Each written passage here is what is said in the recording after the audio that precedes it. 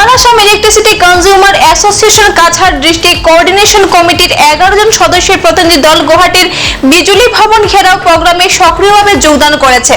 Smart meter অবিলম্বে প্রত্যাহারের সবচেয়ে বিশিষ্ট দাবি সহ বেশ কয়েকটি দাবির একটি স্মারকলিপি সিজিএম এর কাছে জমা দেওয়া হয়েছে। হিল্লোল ভট্টাচার্যের নেতৃত্বে রাজ্য কমিটির আহ্বায়ক চম্পালাল দাস, গৌরাঙ্গ নাথ, মোহনলাল মালা, রামকুমার বক্তি, চম্পারি উপস্থিত ছিলেন। কাছাড় জেলা কোঅর্ডিনেশনের কমিটির সক্রিয় অংশ হিসেবে একটি বিক্ষোভে অংশ নেয় ইয়াসি। অসমের বিভিন্ন অংশ থেকে লোকদের যোগদানের সাথে জোরালো বিক্ষোভে অনুষ্ঠিত হয়।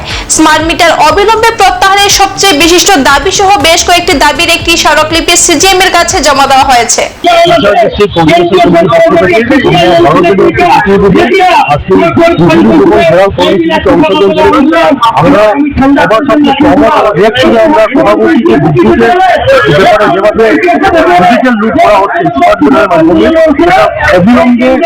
করা হোক। আমরা বিভিন্ন ধরনের সম্মুখে দাঁড়িয়ে প্রতিবাদ জানাচ্ছি। আসাম সরকার হুঁশিয়ারি দিচ্ছি, যদি অবিলম্বে এই স্মার্ট মিটার যাদের যে লুট করা হচ্ছে, রেকর্ডিং করা হচ্ছে, এটা প্রত্যাহার করা না হয় তাহলে এটা ভয়াবহ আন্দোলনের রূপ নেবে। আমরা কাছাড় কোঅর্ডিনেশন কমিটি ভারত জেলার প্রতিনিধিত অংশ নিয়েছি, আমরা সক্রিয়ভাবে অংশ নিয়েছি। আগামী দিনে যত বড় আন্দোলন করতে হবে আমরা প্রস্তুত আছি। তেওঁলোকে খরচাপাতি কমাব খুঁজে এই স্মার্ট মিটার লগাই দিলে এই হাজার হাজার বিলিং স্টাফ, হাজার হাজার মিটার রিডাৰৰ তেওঁলোকৰ প্ৰয়োজন নাই। তেওঁলোকৰ দাদৰ মা ল'ব নালাগে। তেওঁলোকে ইচ্ছা মতে ৰাইজক শোষণ কৰিব পাৰিব, লুণ্ঠন কৰিব পাৰিব।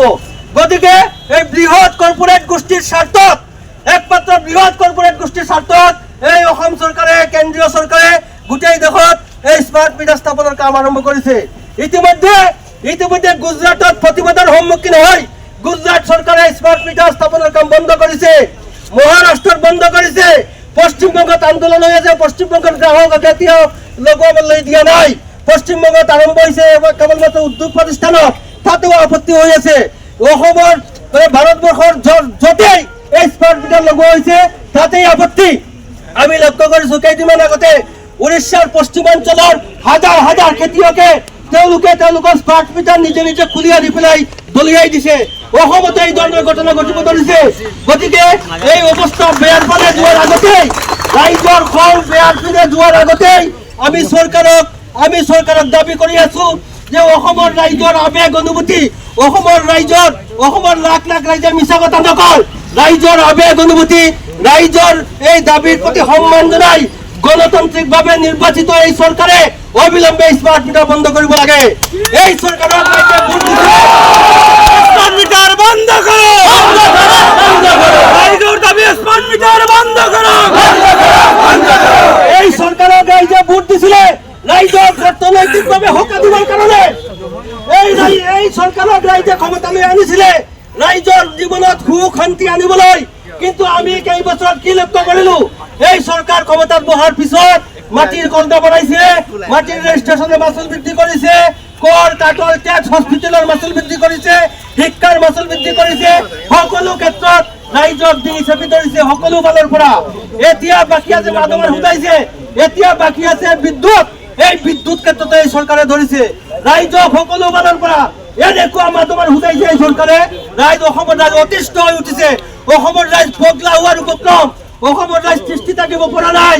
এই ৰাইজৰ খংটো বিপদে পৰিচালিত হোৱাৰ আগতে আমি বাৰে বাৰে চৰকাৰক আমি আবেদন জনাইছো, আমি দাবী কৰি আছো যে অবিলম্বে ৰাইজৰ দাবী মানি লৈ, ৰাইজৰ দাবী মানিবই লাগিব।